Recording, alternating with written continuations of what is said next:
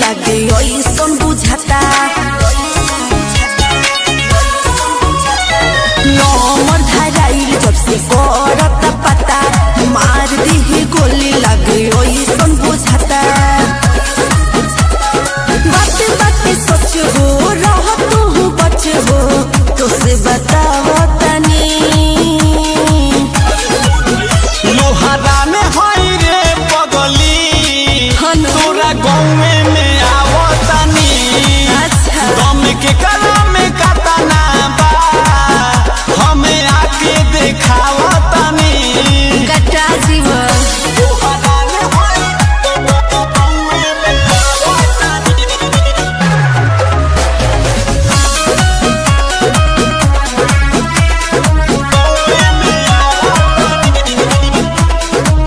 आके कभी मामला गरमैब बुझ हमर परेशानी के हमें प्यार कोइले बानी नहीं खेले हो कोनो गम नहीं खे जाई भले जेल हो बात के बढ़ैब तू गरियब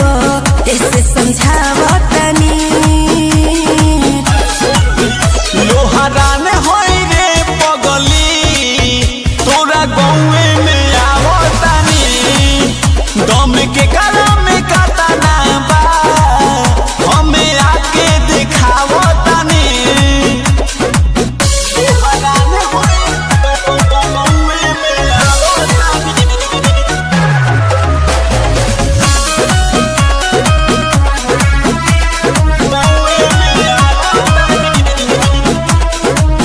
मन तो से मनित हमर बतिया के बूझ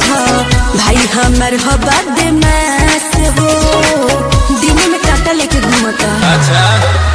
बेटा होई सुन लोहारा